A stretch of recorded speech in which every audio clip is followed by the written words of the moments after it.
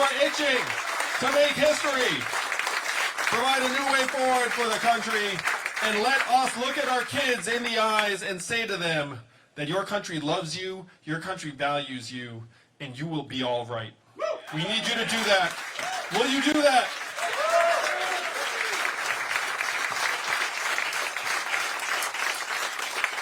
Thank you all so much. I'd love to take some questions. Let's take advantage of the fact that we are together. Do we have anyone who's going to point to someone, give them a mic? It looks like there are no mics. It's too crowded. So we're just going to take questions with the excellent facial hair. Oh, thank you. All right, so it's kind of two questions, but maybe you can just mention what you think about them.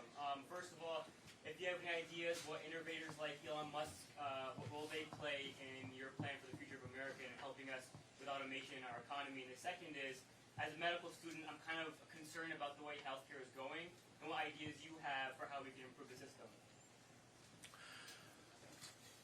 I was endorsed by Elon Musk a couple of months back. I'm not sure how many of you saw that. Thanks, Zach. And I'm happy to say, as your president, I'm going to have access to the top minds in the country who want to help move the country forward.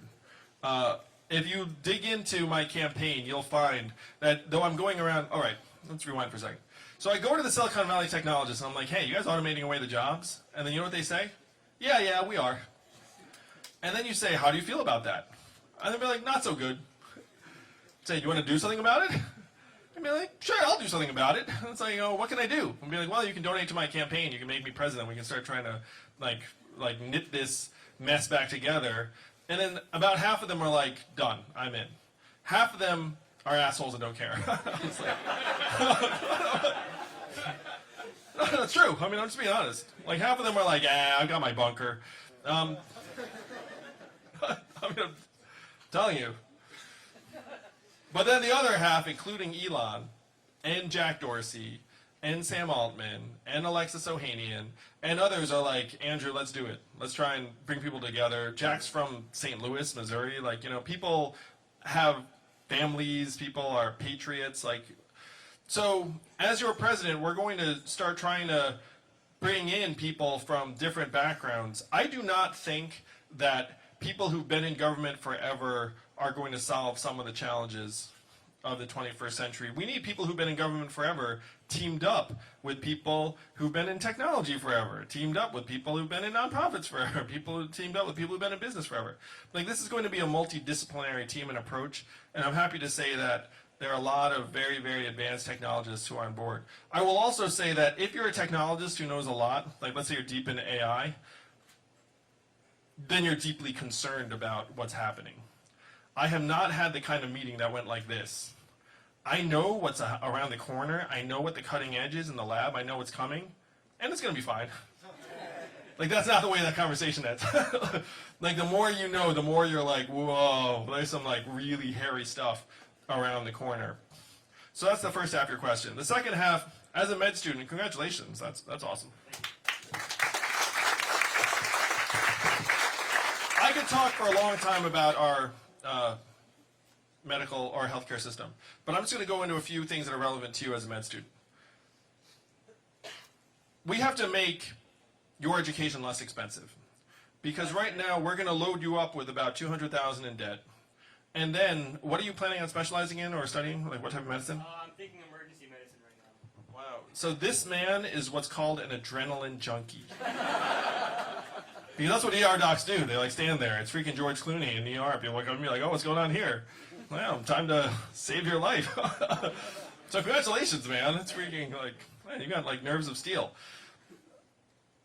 So what we do is we load up medical students like, what's your name? Hamza.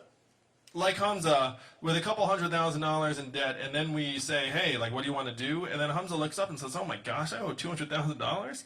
And if Hamza wanted to be a primary care doctor, they get paid less. And so they're like, maybe I need to do something a little more lucrative and specialize.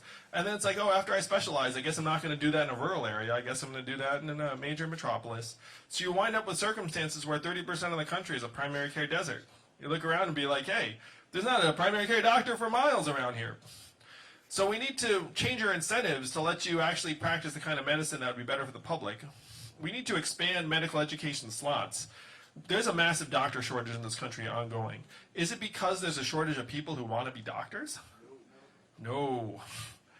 It's because we've constrained the supply of doctors artificially through the medical education system, but also that the AMA has restricted the ability of non-doctors to actually treat a lot of things. Even if you go and say, hey, it's a rural area, no doctors, can a nurse practitioner do this? They're like, no. And so that's something I believe we should expand. Right now there's state-by-state licensing for doctors. Does the human anatomy change across state lines? Is it like, oh my gosh, you're from Vermont? You must have like different organs. Of course not. It's like this artificial barrier that, again, the medical lobby set up to constrain competition. So I want to make it so you can have more choices as a doctor, and then when you get into the field that you're focused more on getting patients well than anything else. Thank you. So I like to go man, woman in this circumstance. So Miss in the math hat. I tried to invite my neighbor. Instead, he sent me a question to ask for him. Okay. He's a self-proclaimed libertarian. Sure. Okay? Turned off immediately by the wealth tax. Repulsed by it. Very resentful towards the welfare problem. Here's his question. Federal, state, and sometimes local income taxes, payroll taxes, capital gains, estate tax, inheritance tax, gift tax, property tax, real estate tax. The list goes on and on. Do you feel Americans deserve to have additional taxes levied against them? So what's different about that? What's more efficient about? Oh yeah. So have you ever heard the joke, why did you rob the bank? Because that's where the money is. So that to me is the problem of today. If you have $1 trillion tech companies not paying taxes, that's not their fault, that's our fault. You know what I mean? Like, it's our job, it's their job to pay as little in taxes as possible. And then it's our job, it's your job to make sure they can't do it. So I looked around the world and I said, what have other countries done to prevent the Amazons of the world from paying zero in taxes? And then the value-added tax became this very efficient solution where they can't game their way out of it. And if they sell to us, then they pay. The key, there are two keys. Number one, my plan is to give everyone $1,000 a month, $12,000 a year, which will increase the buying power of virtually all of us, like right off the bat. And number two, to the extent that there is a value-added tax, you can actually tailor it so it exempts things like milk or diapers or consumer staples. You can ratchet it up on things like yachts and like, you know, and technology and AI. So you can calibrate it so that it falls on the people that are actually the winners of the 21st century economy. The last thing I would want to do is go around being like, hey, you know, it's like, hey, like, this is not where no offense to anyone here, but like, this is not where all the riches are flowing. Like, the riches are flowing up to the cloud. So what we have to do is we have to get it back from the cloud and return it to us, build this virtuous cycle, this trickle-up economy, and then some of it goes back to the cloud, and that's cool. It's one reason why there are business people that really love my plan. Because they look up and say, wait a minute, will my company do more business if people have this buying power in their hands? And the answer in many cases is yes. So I appreciate your friends' resistance to taxes generally. I'm also on the record saying, and this might be controversial in this room, I understand the spirit of Senator Warren's wealth tax, but Germany, France, Sweden, Denmark, and a half dozen other countries tried a wealth tax, and they wound up repealing it because it did not generate as much revenue as they thought it would and had massive compliance problems. And so we have to learn from the experiences of other countries and say, look, if it didn't work someplace else, maybe we should really examine whether we're going to try the same thing.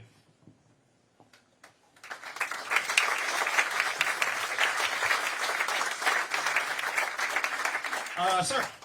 Sure. As a 30-year teacher, I've lost a few students to drugs. I'm sorry.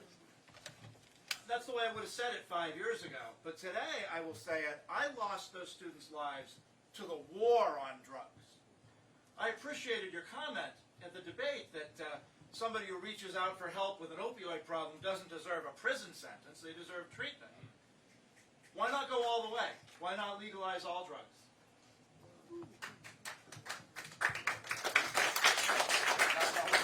Well, first, thank you for being a teacher. Thank you for making the next generation and community stronger. Thank you for fighting for your kids. For those of you who did not watch the last debate, I came out for the fact that we should be decriminalizing opiates for personal use, because at this point, this has been a systemic failure where these drug companies have initiated an opiate plague that's now killed tens of thousands of our friends and kids and neighbors and family members.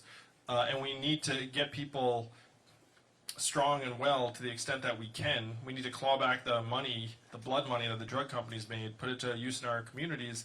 But this is more of a human problem than a money problem. And that in order to get people well, they should be getting treatment instead of a prison cell. Now, to the extent that data suggests, and the reason why I've come around to decriminalizing opiates for personal use is that other countries have done the same thing and found a massive reduction in overdoses and abuse rates.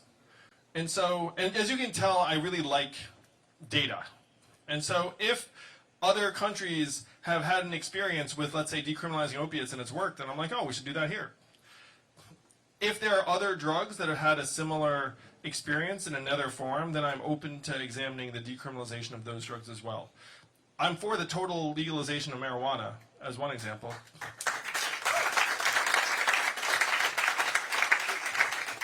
And I'm not a big consumer of marijuana. Define big. Over 6 feet. But it's clear that our criminal laws are being administered in a really uneven, racist fashion, and that there are people in jail for things that would not be illegal in other parts of the country.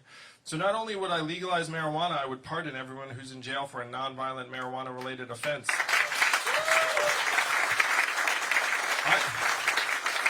I will be very popular that day.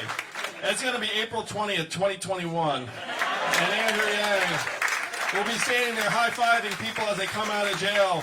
And they're going to be like, wow, things really changed since I went in. What the heck is going on here?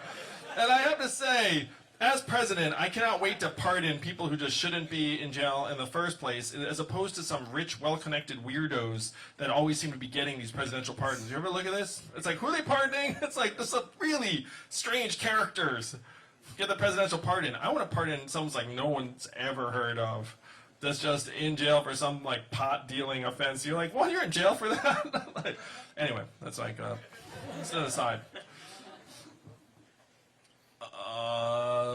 Miss in the red. Okay. So in 2017, 22% of New Hampshire residents did not buy their medication because the prescription drug medication costs were just so high. So if you're elected president, what will you do to lower drug prices? You notice how drug prices only go in one direction? Yeah. You know, it's like, hey, it got cheaper. Like, it does not really happen because their business model actually consists of just ratcheting up the prices over and over again. And these are companies that just traffic on the bottom line. They don't care about our health and well-being. They won't do the right thing.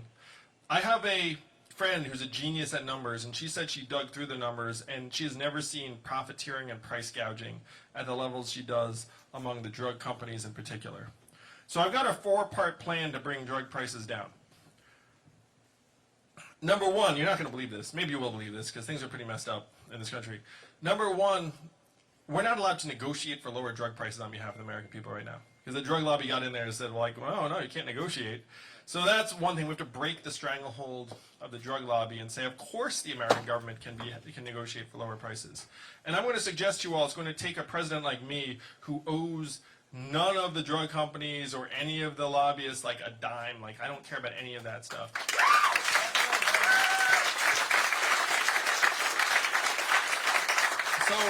So number one, the government can negotiate for lower drug prices. Number two, did you all know that the drug companies routinely charge us 2, 3, 4 times as much as they do citizens of other countries for the same drugs that we actually funded the development of? What a farce is that? Actually, like, we paid for the development and they gouge us. So the second rule is you cannot charge us more than the average of what you're charging citizens of other countries. So reasonable, right? And then you're going to see the prices come down. And here is the club. Number three, if you do not succeed at number two, then we, the government, have the right to forcibly appropriate the license to that drug. And then number four, we have a public drug manufacturing facility that we will then manufacture your drug, and you will lose hundreds of millions of dollars in revenue because you just couldn't resist sticking it to us. Do you think that drug companies would get their prices down in a hurry if these were the rules? And I'll tell you exactly what their counter-arguments would be. Their counter-arguments would be twofold. Number one, President Yang, we cannot make money this way. And I will say, nonsense. I have looked at your books. You are incredibly profitable. You're the most profitable companies in American history. You'll figure it out. Number two, they will say we cannot fund research and development of life-saving new drugs with these rules. And I will say, also nonsense, you gave up looking for new drugs years ago because you found it too hard. You know what they do now? They buy the promising drugs when they've already gotten into the FDA approval process that have been researched by a biotech startup. Like we're past the point where they have like armies of PhDs in the lab trying to find the new drugs because it was too hard. So what they do now is they actually identify the promising drugs that startups have identified. They're financial operators more than they are science companies at this point. So I'll say also nonsense, like I know how you guys work. What you'll do is you'll find the promising drug, you'll pay 50 cents on the dollar, and then you'll bring it to market, and that's your business model. That's acceptable, but you'll be able to do that even with these new rules.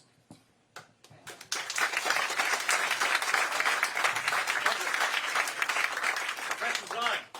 One more question before we get to the selfies and the cover. One more. Look at all this. Well, Steve, you can go ahead and, because there are too many awesome-looking questioners. I'm thinking of an odd number between 2 and 4. Who said 3? And you get it. Go get it. So I think most of us in the room here would agree that with the election of President Trump, America's reputation on the world stage took a nosedive. As president, what would you plan to do to regain the trust of people around the world and at home in America's leadership?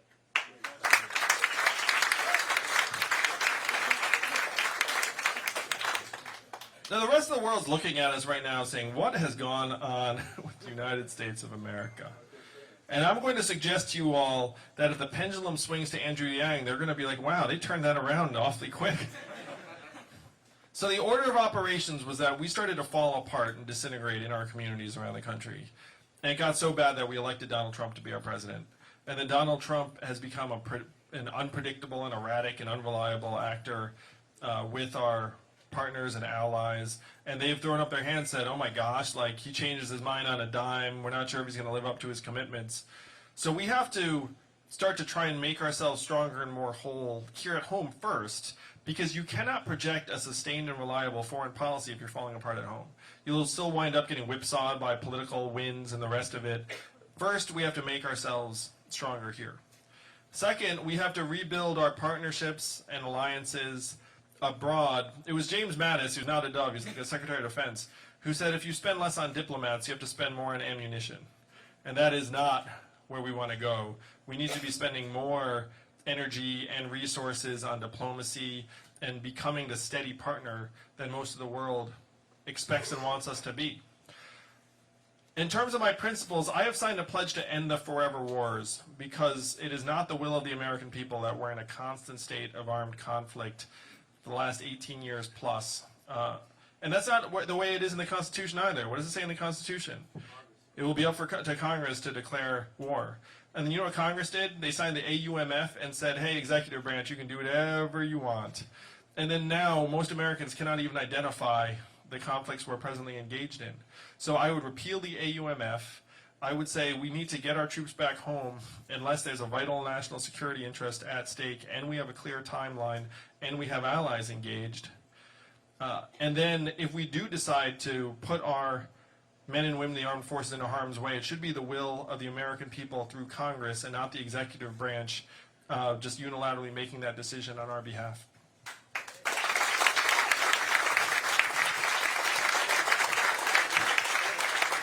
Thank you, New Hampshire. I can't wait to meet you all. Let's make history together and win the whole thing in 2020. This country needs a new way forward, and you will be the ones that lead the way. And I can't wait. I can't wait till February. Thank you all. How was that? That's what the next president of the United States sounds like, and he's here tonight. Couple of things. 2 quick things. Number 1. Hey, Kelly, raise your hand. Kelly Bauer, thank you again for having us here tonight. He and his wife Christy are amazing. This place comes through every time for amazing causes. How many people here would like a selfie? Yeah, that's about right. If you want a selfie and a chance to give the man a hug. Now you all want that. We're going to try to line it up. Look at this. You can have this. That's how we did it. We're gonna line it up. So if you're here, you won the jackpot because you just ended up at the front of the line, I guess. Try to line it up so we can do a little bit of clockwise action to get you in and get you out. And we'll do them here. We'll move along. We will be back, and I hope you will be too. Thank you very much.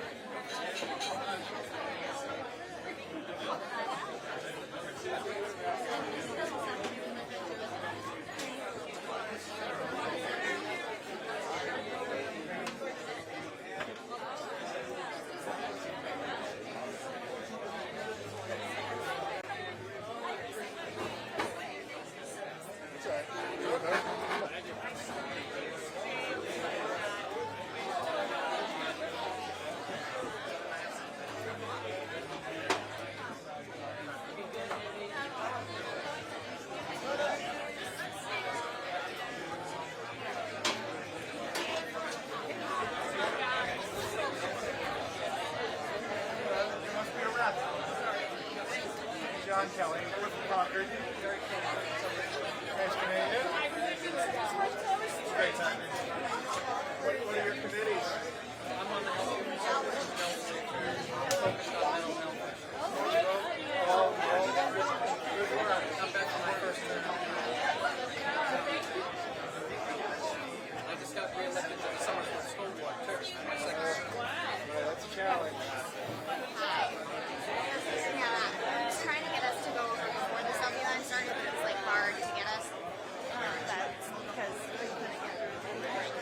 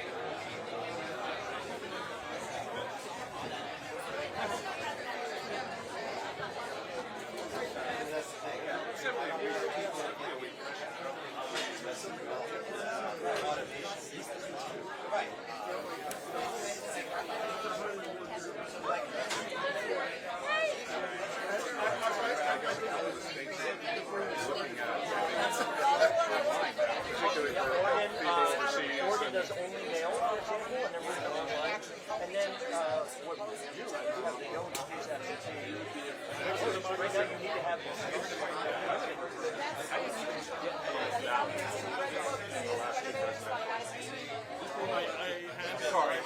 that's when I was here. I was overseas and everything like that. And I was a registered independent, so it wasn't like anybody could say, oh, you know. I mean, I was shocked. I was actually in Australia. Twice so much. Good luck. Appreciate it.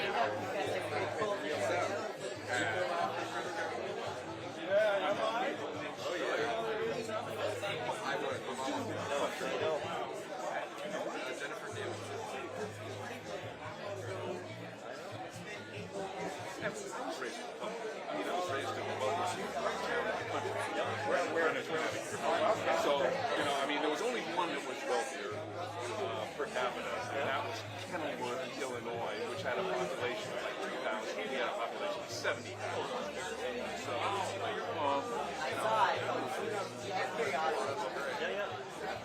and it wasn't until I decided to think for a living, you know, that I realized that 40 years very high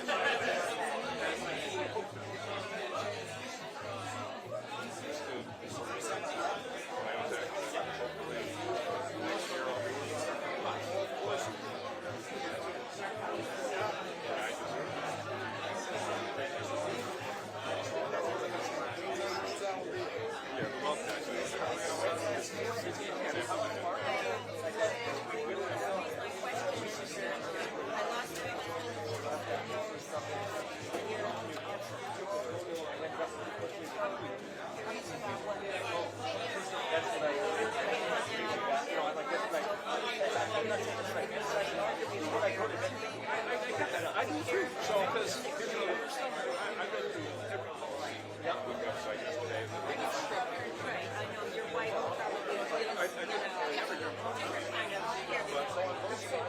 I want a portfolio. They are integrated.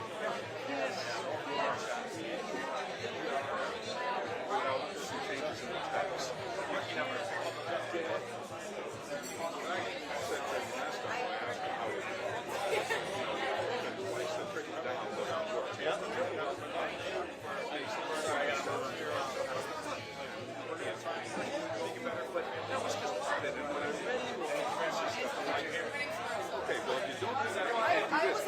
You enable that and that and that and that. It makes sense.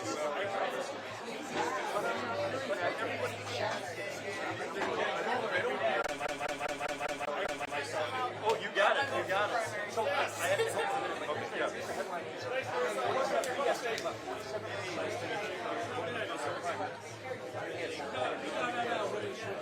That was your best. And yeah, it was great to see the morality of the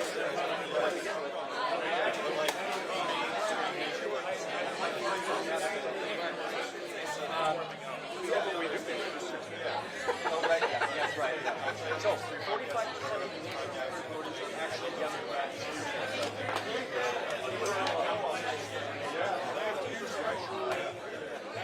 That is 40% of registered that are registered and I find historically in this kind of environment, they will want to play. They want to vote where there's actually a choice. We also find I guess I'm sorry.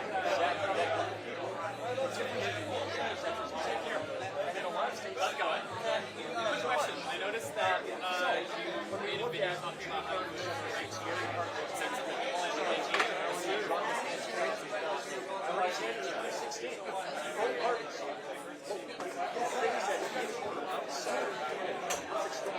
I've seen this idea for like 6 years. Yes. A large percentage of the overall basis of voting we think it's going to be about 37%. We have to work on it. They have a narrative of it. He has a very, I read he's the most outside. There's nobody in the post-war period that was more outside than the beginning of the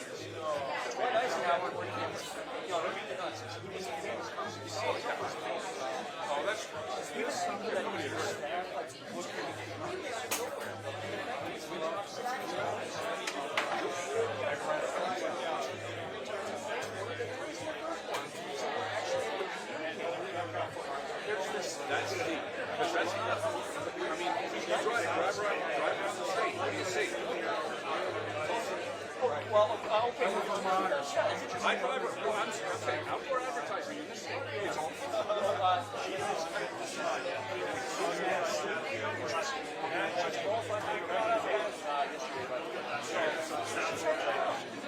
Anyway, that's a different subject.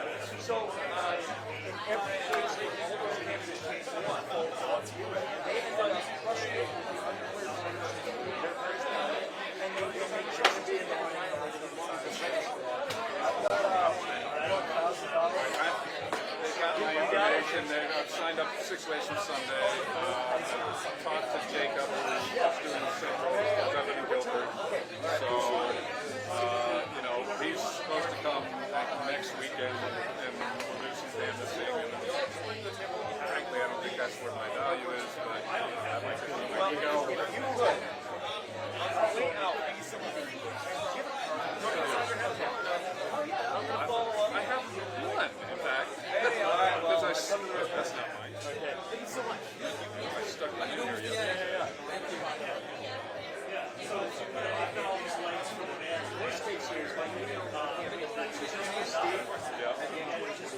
right, I will send you. I'll send you an email. My name is Mel. Right, Laura Ingles. Okay, there you go. Yeah. You know.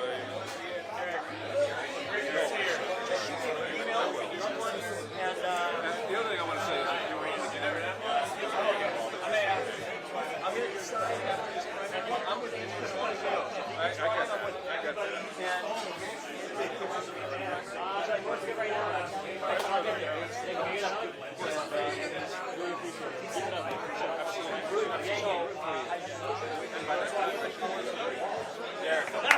Hey, here we go. Anyway, shoot me a quick email. And I got to hold this guy up. Yeah. Steve, thanks for the time. Thank you. Good to meet you. Also, nice to meet you. Thank you for your support. I'm a big fan. I'm retired because there's no work for me in this state.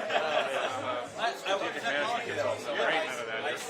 So I said, that's it. On my parents' side, I retired, and I'll be able to retire. So I'm looking for stuff to do other than paddle my kayak on Winnipesaukee, which I do almost every day. It's not a bad thing. It keeps me sane. Barely. Thanks, Mel. Thank you very much. Steve, nice to talk to you. Same here. Take care. Thank you. Got it. Two questions. I mean, sneak. Cut across.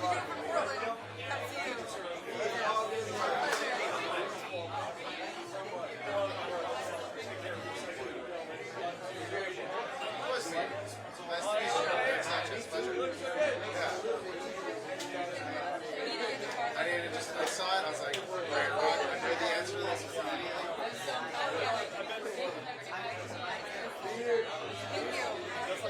I saw it and I was like, I got the answer. This is simple.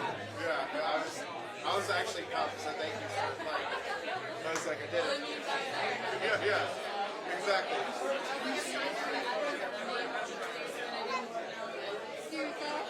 Yeah.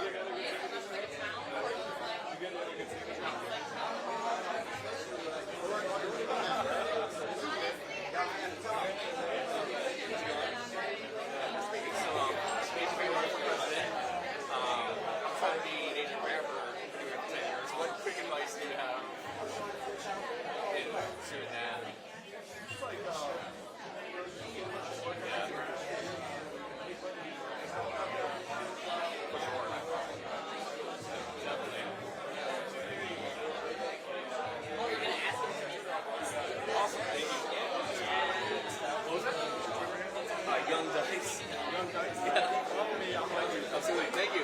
Nice meeting you.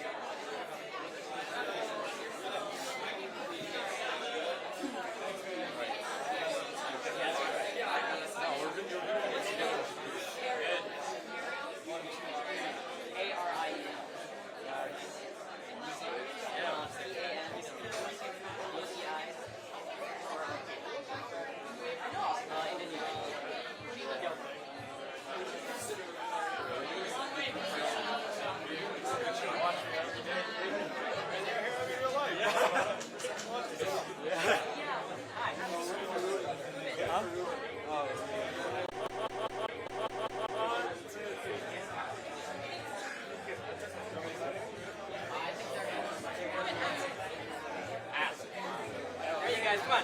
Get a good one. Yeah. Thank you. I guess with my brother John, you might want to get a picture of this. Gang, gang. Everybody say math. Oh, Sam, get it. Yo. Come on, get the hat on. Oh, sorry. Okay.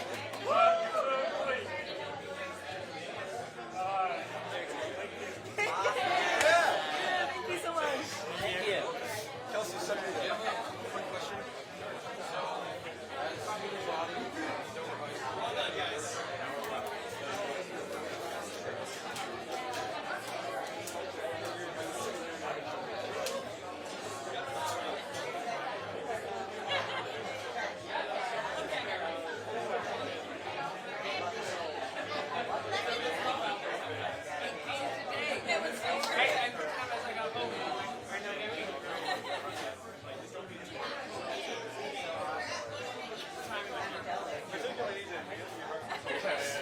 All right, thank you.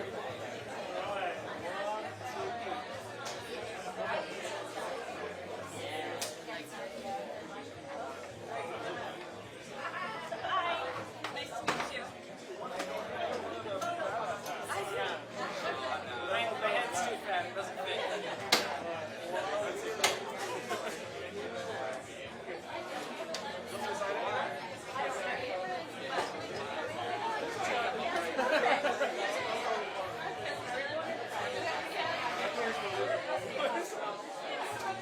Oh my God, give me a hug. Oh my gosh.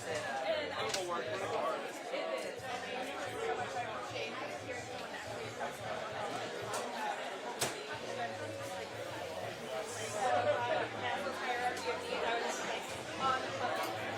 He was like, I'm getting it. Thank you. Thank you for making us strong.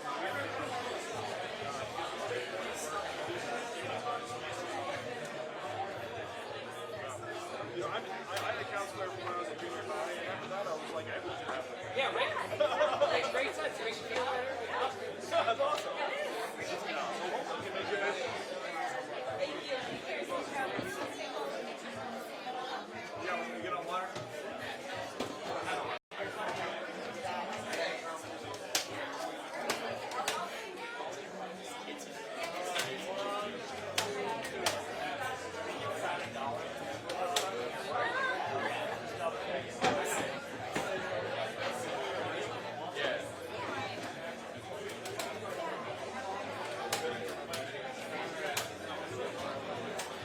father, so I'm photo pop.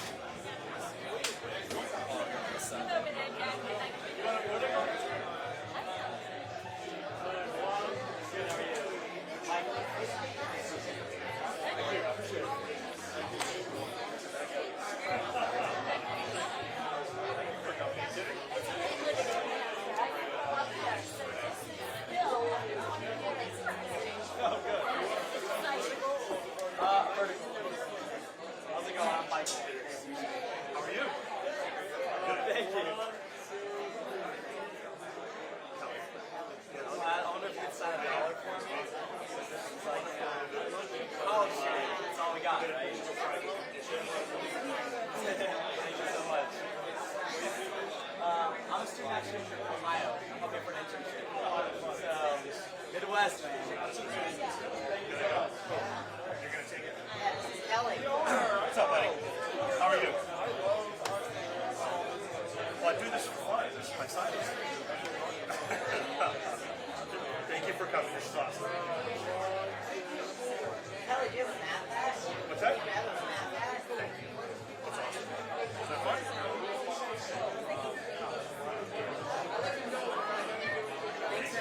Of course. I appreciate it. I'm gonna go rock some dishes, and I'll go back to IBM tomorrow for a full day, and we'll kick out some Vegas on the weekends. Take care. Thank you.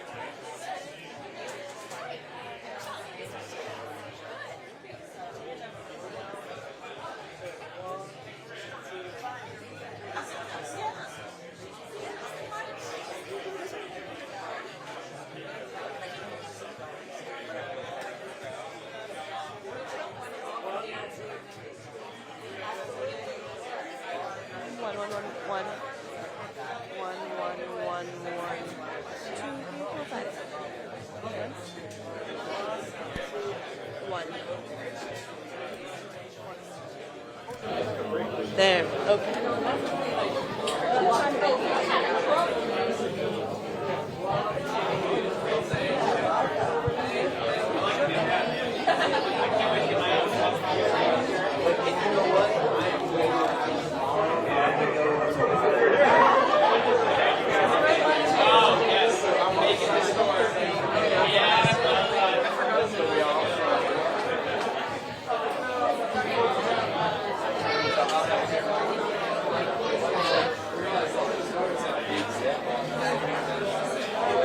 My questions are very random.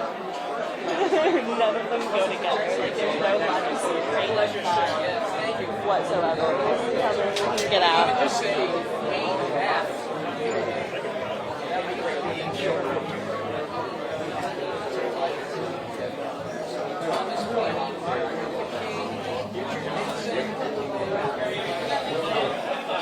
I like the artwork here. It reminds me a lot of my friends. I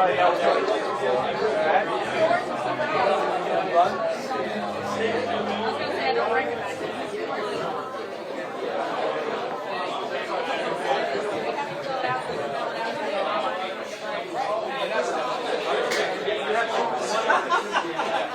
You can leave. See you later.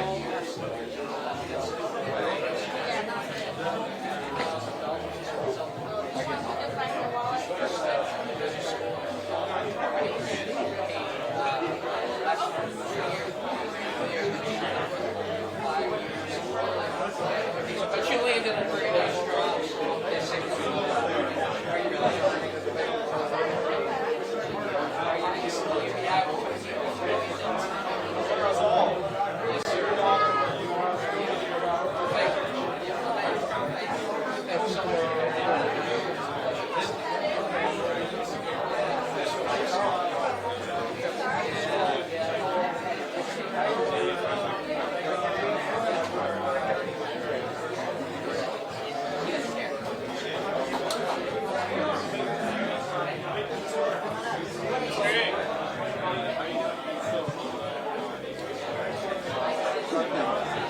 You have a truck for each hand?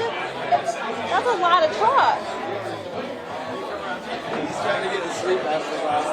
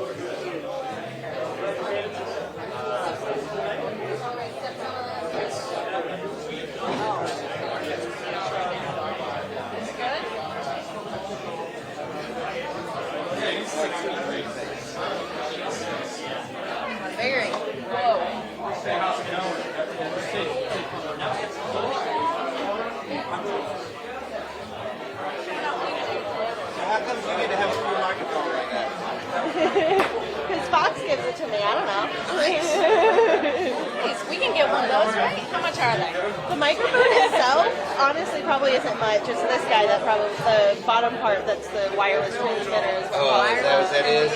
Yeah.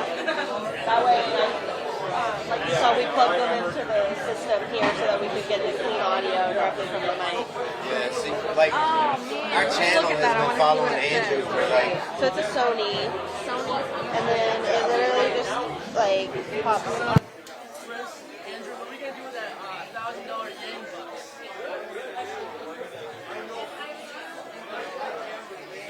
Microphone. You can take a picture of this if you want. Yeah, that would be awesome.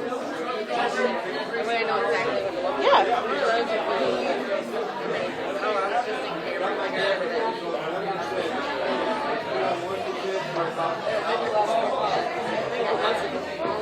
You know what's so crazy? It's like, so funny to see like news people, right? And they'll come to these events and they'll hear that I'm a Trumper and that we've been following Andrew Yang around the country. And they're like, for real?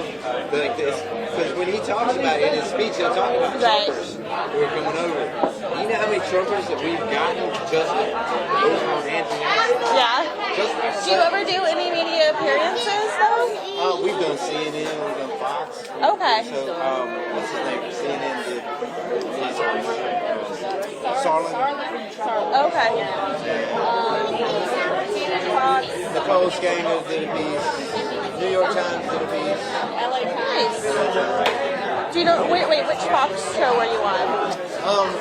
Rob DiRienzo. Oh, okay. Yeah, I know him. Oh yeah, I love him. He's pretty awesome. We're still looked at as like outsiders in the media. You know what I'm saying? Yeah? I don't think so. That's pretty awesome. You ready? So just know that when he says there's Trump, I see you, Russell. I see you. Like in the hallway or outside? I feel like you're asking a lot of questions, but I So it's hallway, like reinforcing the hallway, and then signing. all right, let's get in line. No. Well, the Spurs line of highways, they'll probably do it quickly and then sign. Watch the mom. After signs, after says that he gets to the first stage. And after that,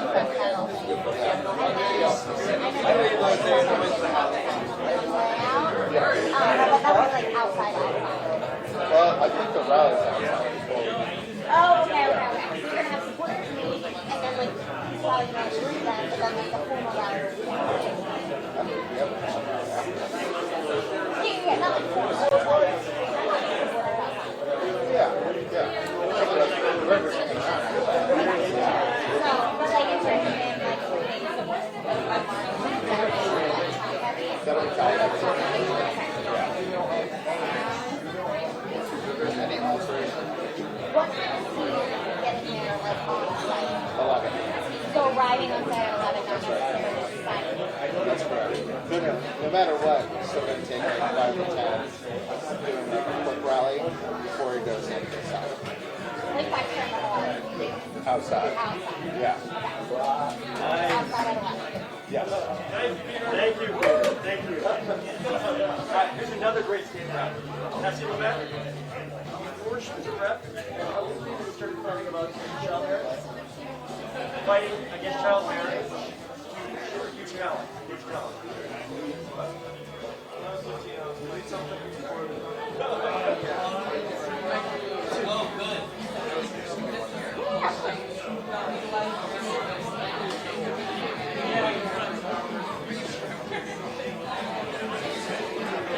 This is going to be my first signing. Is it going to be a clusterfuck? It's a little bit. Fun.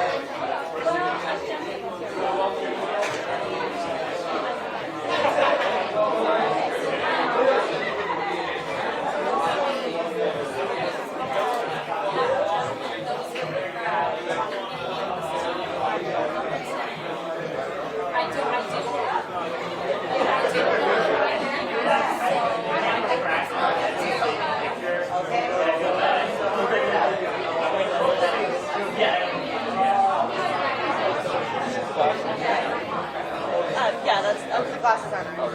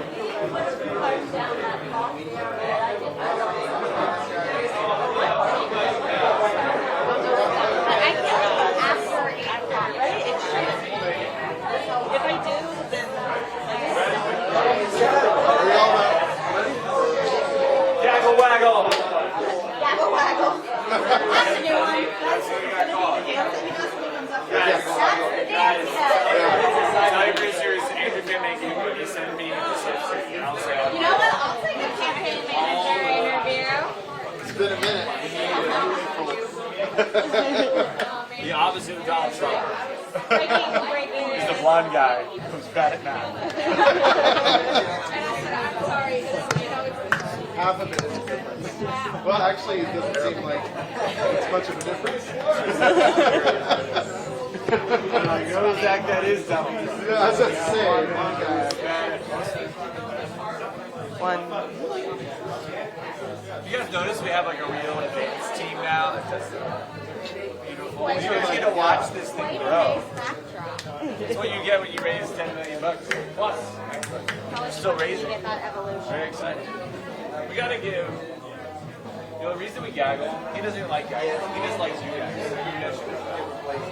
Oh, he's sucking up to you guys. I'm not sucking up to them. They bash me all the time. Where's Amanda? I'm mad at her and I'm mad at Paul Steinhaus. She's not really that bad. What Amanda do? Just not be here, one. And two, she just misquotes me all the time. She's like, I didn't misquote you. You just said something stupid. And I took off the preposition in front. It was really stupid. Prepositional phrases made in my existence. Gotta come. What's up? Gotta come. Yeah, man. First I'm thing a to disaster. go. I'm a... I don't think I've I'm ever usually tried. good for a fiery I quote. don't think I've quoted you ever. Oh, come on. Would you like? Would you like to quote? Yeah, throw me a quote. Quote Throw me, you on something? This is the new way forward. This is new way forward. You probably have a whole staff that would do it forward. This is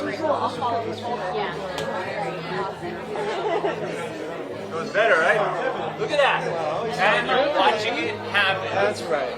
Oh, but this is all the stuff that was in the end. Yeah. More of the stuff. It's time to go next level. He knows it, we know it. He was passionate tonight. And you felt it in the crowd too. The crowd It's a good venue. I almost killed myself coming over here. So much rain. It's so dark. So much rain. Oh yeah. Oh yeah. I hate that was driving. Very, very deadly. Oh man, Lacey's such a good driver. There's no parking. You guys don't have the Iowa. That's harder. Oh, I've been to Iowa. Have you lived live there, that's what's rough. Practically, right? You got us, super interesting. New Hampshire. I know you guys are That's probably, That's true. A lot of these kids have given up on New Hampshire. That is foolish. I don't understand it. You want to say that in front of me? These are the. I have a feeling that'll come up tomorrow. They're gonna find. Yeah. No, they are. This is the grassroots gang. It's pretty popular. Let's call it exciting. They fall. They're awesome. Yay.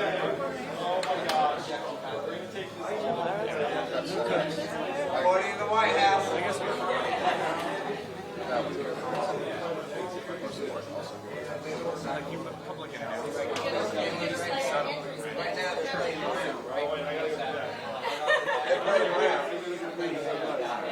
All right. You guys have good questions? I have no questions. We have questions. So we always. Okay. I will not judge their value. Good evening, Mr. Yang. don't worry, I gave you all the good questions. So you guys know, Zach and Eric are like media stars in the Yeah, we making. can give you whatever you really need. Talk to them. People will be like, Zach is always in the photos. He manages. Oh yeah. Mostly, Good hair. looking It's mostly very good. nervous. It's very We're good. right shoulder and No, no, no, not nervous. people will be like, forget Yang. We want to talk to Zach. Alright. Kicking things off, I know you already spoke about this a little bit tonight, but your reaction to the news that Mayor Bloomberg might be jumping into the race. Mike and I are friendly. I'm a huge admirer of his work as mayor, as a philanthropist, as an entrepreneur. I will say if he does decide to get in at this late date, it's going to be tough because you can't replicate the experience of dozens or even hundreds of town halls in Iowa and New Hampshire and the early states, regardless of how much of a budget you have. So I'm really interested to see what he decides. Huge fan of his. I think that his entry into the race would add a lot. But I do think that as someone who's been running now for a number of months, you can't underestimate the importance of actually meeting hundreds or thousands of early voters in New Hampshire and Iowa and Nevada and South Carolina and around the country. I just don't think that any amount of funds can replace that kind of experience and exposure over time. I want to follow up on that. I know you said you would have a lot to add to the race, but given the concerns of working class people and issues of representation, is there room for another wealthy white male candidate in this field? I think it's up to the voters to decide. Certainly, I think the timing leaves a bit to be desired, but it's up to the voters to decide which candidates they want to move forward. That's the best thing about our democracy. I would certainly never be someone to say, like, oh, someone doesn't have a place in the field, because that's not my place to say. Not to pile on, but when polled in October, likely Democrat voters actually had Bloomberg at 6%, which is over what you've been polling at for a lot of the polls. Do you not see him as a threat? Well, I think that the Yang Gang has been very, very clear and distinct throughout the weeks and months that we've been growing. And I think that each candidate has their own appeal. I'm sure that if Mike decides to enter the race, that there'll be many voters who are interested in hearing more from him and finding out more about him. I don't think that that would impact our campaign or our growth. We will continue to grow in the days ahead. If Mike's in the race, we'll grow. If Mike's not in the race, we will still be growing. And along similar lines, there's also been a lot of rumors today that Eric Holder might jump into the race. Does that throw a wrench in anything? Eric's a phenomenal patriot and leader. I saw him speak a number of months ago, and I have to say, it seemed like at some point he was definitely considering a run, because the speech made you think of a presidential campaign. he's again an important leader and voice, and I think if he decides to enter the race, a lot of Americans would be excited to hear from him. Though again, I think it would be very, very difficult for just about anyone to get into the race at this point. And for Eric Holder, he doesn't have some of the advantages that a Mike Bloomberg might have. One question before I get to one that's all about you. But first, I would love your reaction to the news out of Iowa that Tom Steyer offered to contribute to campaigns in exchange for local campaigns in exchange for endorsements. What is your reaction to that news out of Iowa? Everything I've seen indicates that it was an aid to or an advisor to the Steyer campaign. So certainly you should not characterize it like Tom was walking around saying, hey, if you do something for me, I'll do something for you. Knowing Tom, I'm very confident that he never would have authorized an advisor to make that kind of offer. And the fact that an advisor was running around making offers that in my mind are not consistent with what any campaign would do is unfortunate, because you hope that advisors would have better judgment than that. And today was a big day for your campaign. Speaking of Iowa as well, as much as I don't like to talk about them in New Hampshire, you just came out with your first television ad. Yes, the $1 million ad buy. The $1 million ad buy. That is a pretty hefty price tag. It's about, going into numbers, more than a tenth of what you raised last quarter. Talk to me about why now, why Iowa, why that price tag? Well, what we've found is that the more people find out about our message of a new way forward for the country, the more excited they get. And so we wanted to introduce me and the campaign to as many Iowans as possible, because you've seen us rise steadily in the polls in Iowa with zero ad money spent. And so reinforcing the message through this ad buy is going to be a tremendous boost to our campaign in Iowa. I tweeted today, the Yang Gang doesn't take states off. We're going to compete everywhere. We're going to compete in Iowa. We're going to compete in New Hampshire. We're going to compete in Nevada. We're going to compete in South Carolina. And Super Tuesday. We're going to surprise people in each of those states. One more question? I have 2 news of the day questions, really quick. She's been doing a lot of asking, so we'll give you 2. That's good. First off, Okay. Las Vegas just passed the ban on sleeping in public. A lot of people are calling that Yeah. an attack on the homeless. Can you Yeah. react? Well, it's tough. We should not be criminalizing poverty in this country. I mean, no one chooses to be poor, no one chooses to be homeless. And to me, what this does is it highlights the need for a freedom dividend of $1,000 a month for every American, so that if you are homeless, there would be resources, not for you personally to access, because many people who are homeless don't have the wherewithal to go to a bank and get an account and sign up. But when a nonprofit or an agency tries to help someone who's homeless, the first thing they try and figure out is whether that person's entitled to resources from an existing government program. So after we pass the freedom dividend, every person is going to be entitled to $1,000 a month, and that's going to be a massive help to those who are trying to get homeless people back on their feet, into shelter, and off the streets. And switching topics, but still news of the day, do you think that the whistleblower needs to testify publicly? No, it's very difficult to say from the outside, because we all know that when a person testifies publicly, they're going to be attacked by our president, as well as many other figures who have a lot of power and influence. So while obviously we'd all prefer that the testimony be public and that the person disclose their identity, you can't hold someone to an impossible standard. The person's already done an incredible service to the country by coming forward, and so we have to respect their own desires and wishes, even though we might wish otherwise. All right. Thank you. Thank you all. Thank you. All right. Hey, Matt. You all know each other, right? You know Matt? Well, we do now. We do now, I mean, I'm only here like once every 3 months. So Matt's in from the New York Times. Yeah. Oh. I got an arm.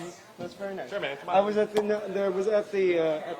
Exeter last Town Hall, place, yeah. right, which I did not know was going to be a town hall On the way out, I told her, I saw, they said, oh, thank you so much for coming. My entire family is voting for you. I heard that. I heard you got mistaken for me. I didn't tweet it. Which we should both take as I a didn't, compliment. well, you know, so I might drop a little As long as they're voting registration for you. thing in tomorrow, as long as we're at the State House. We'll see.